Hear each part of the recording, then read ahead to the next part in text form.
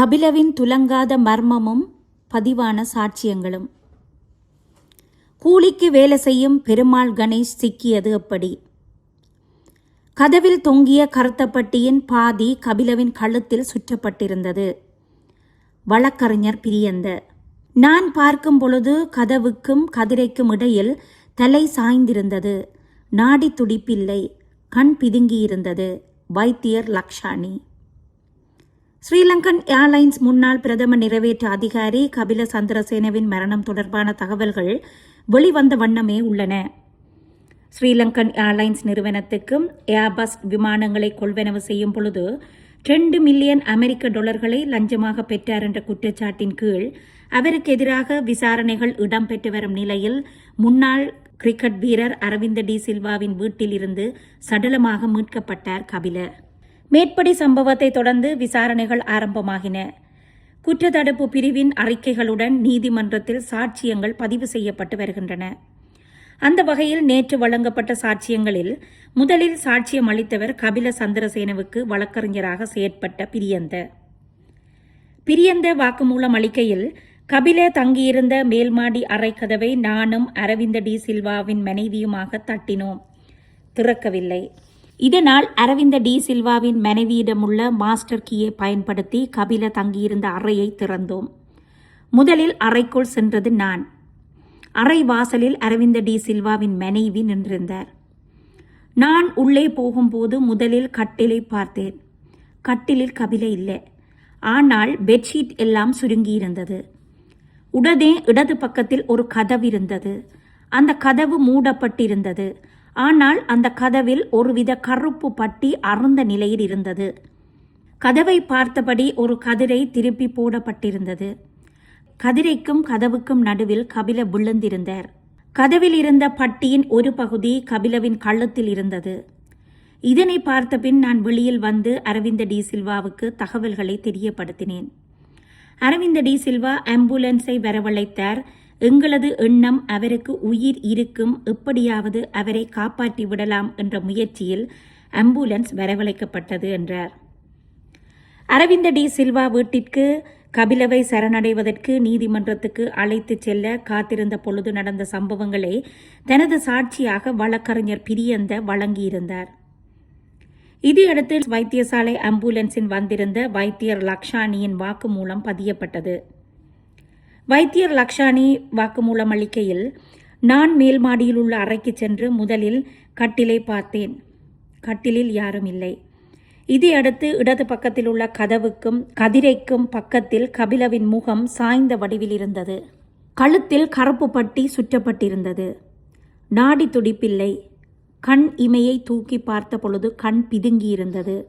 அப்பொழுதே தெரியும் அவர் இறந்து விட்டார் என்று. உடனே நான் இறப்பை உறுதி செய்து விட்டேன். ஆனாலும் உடலில் மெல்லிய சூடு இருக்கிறது.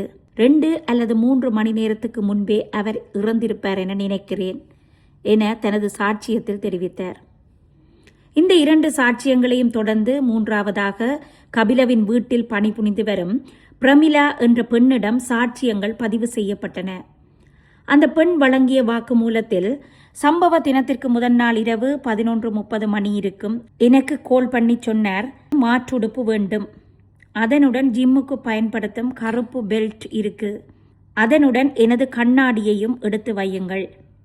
அரவிந்த வீட்டிலிருந்து வருபவர்களிடம் அதனை கொடுத்து விடுங்கள் என போனில் கூறினார் என்று சாட்சியம் அளித்தார். இதையடுத்து கபிலவின் வீட்டில் பணியாற்றும் இன்னொரு பணியாளர் குறிப்பிடுகையில், கபில சந்திரசேன பிணை பெற்று வந்ததிலிருந்து அரவிந்த டி சில்வா வீட்டிற்கு போனது வரைக்கும் யாருமே இந்த வீட்டுக்கு வரவில்லை. கபிலவின் பேக்கை எடுக்க மட்டும் அரவிந்த டி சில்வாவின் 2 சாரதிகள் இங்கு வந்திருந்தார்கள் என தனது சாட்சியத்தில் குறிப்பிட்டார். இதையடுத்து அரவிந்த டி சில்வாவின் 2 சாரதிகளிடமும் வாக்குமூலம் பதியப்பட்டது. இதைத் தொடர்ந்து நீதவான் குற்றப்பிரிவினரிடம் சில கேள்விகளை கேட்க தொடங்கினார். அதாவது, அரவிந்த டி சில்வா வீட்டில் பூட்டப்பட்டிருந்த சிசிடிவி காட்சிகள் பரிசோதனைக்கு உட்படுத்தப்பட்டதா என்ற பொழுது, பரிசோதனைக்கு உட்படுத்தினோம். ஆனால் அந்த கேமராவில் இருந்து எந்த ஒரு தரவுகளும் எமக்கு கிடைக்கவில்லை. நீண்ட காலமாகவே குறித்த சிசிடிவி கேமராவில் எந்த ஒரு தரவுகளும் பதிவாகவில்லை. லைவாக பார்க்க முடியும், ஆனால் பதிவுகள் ஏதும் இல்லை. இதனால் கபில சந்திரசேன தங்கியிருந்த அரவிந்த டி சில்வாவின் வீட்டை அண்டிய வீடுகளில் உள்ள சிசிடிவி பதிவுகள் அனைத்தும் போலீசாரால் பொறுப்பேற்கப்பட்டுள்ளது. அவை ஆராயப்பட்டு விரைவில் தகவல்கள் சமர்ப்பிக்கப்படும் என்றனர். இதேவேளை கபிலவின் மரணத்தை அடுத்து இதுவரை 4 கைது செய்யப்பட்டுள்ளனர். பிணை வைத்த முகமது ரிஸ்வான் மற்றும் முகமது இர்ஷான் ஆகியோரும், இவர்களை பிணை நிற்க வைத்த மஹிந்த ராஜபக்ஷவின் முன்னாள் சாரதி திஸ்ஸ மற்றும் தேவ் ஆகியோரும் கைது செய்யப்பட்டனர். இவை இவ்வாறு இருக்க, அரவிந்த டி சில்வாவின் நம்பிக்கைக்குரிய பணியாளர் பெருமாள் கணேஷ் திடீரென நேற்று கைது செய்யப்பட்டு அடையாள அணிவகுப்புக்கு உட்படுத்தப்பட்டுள்ளார். ஏன் பெருமாள் கணேஷ் இந்த வழக்கில் சம்பந்தப்படுகிறார் என்று பார்த்தால், இவர் அரவிந்த டி சில்வாவின் நம்பிக்கைக்குரியவர்.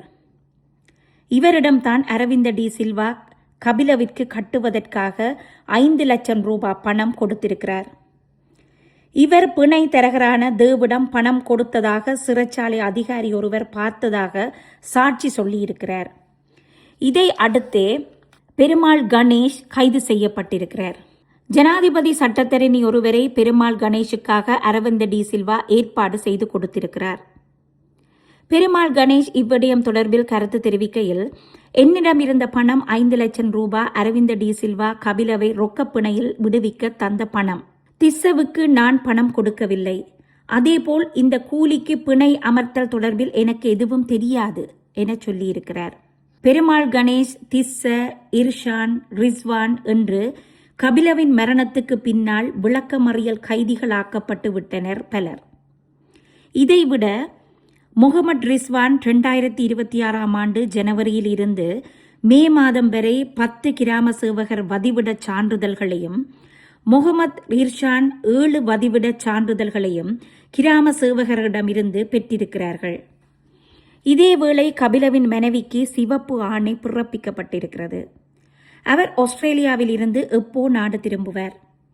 அவர் நாடு திரும்பினால் என்ன நடக்கும்? அவரின் பேரில் பார்க் சர்க்கஸில் உள்ள வீடு நேற்று சோதனைக்குட்படுத்தப்பட்டு அங்கிருந்து 2 மடிக்கணனிகள் பரிசோதனைக்கு எடுத்துச் செல்லப்பட்டதாகவும் போலீசார் தெரிவித்தனர். எனவே எது எவ்வாறு இருப்பினும் இந்த வழக்கை பொறுத்தவரை ஏர்லைன்ஸ் நிறுவனத்தின் முன்னாள் பணிப்பாளர் கபில இந்த கொடுக்கல் வாங்கல்களுக்கு இன்னொருவரால் பாவிக்கப்பட்ட ஒருவர். பணிப்பாளரை ஒரு துரும்பாக பயன்படுத்திய எஜமானை கைது செய்வதை விடுத்து வழக்கை திசை திருப்பி கூலிக்கு வேலை செய்பவர்களை அடைத்து வைத்து வாக்குமூலம் பெறுவதில் பயனில்லை. அதேபோல் கபிலவையும் மனைவியையும் ஏலவே கைது செய்யப்பட்ட பொழுது பிணை எடுத்தவர்கள் அரவிந்த டி சில்வாவும் மனைவியும். அதன்பின் நீதிமன்றில் அனுமதி பெற்று ஆஸ்திரேலியாவிற்கு போன கபிலவின் மனைவியை கைது செய்து இலங்கைக்கு அழைத்து வர எவ்வித நடவடிக்கையும் இதுவரை எடுக்கப்படவில்லை. அதை விடுத்து மாதாந்த சம்பளத்துக்கு வேலை செய்யும் பெருமாள் கணேஷும், யாரென்றே தெரியாமல் 15,000 ரூபாவிற்கு ஆசைப்பட்ட இர்ஷானும் ரிஸ்வானும், தரகரான திஸ்ஸவும் சிறைக்கூட்டுக்கு பின்னால் விடை தெரியாத கேள்விகளுடன் இருக்கிறார்கள். VVIPயின் மரணமாக பதியப்பட்டு விட்டது கபில.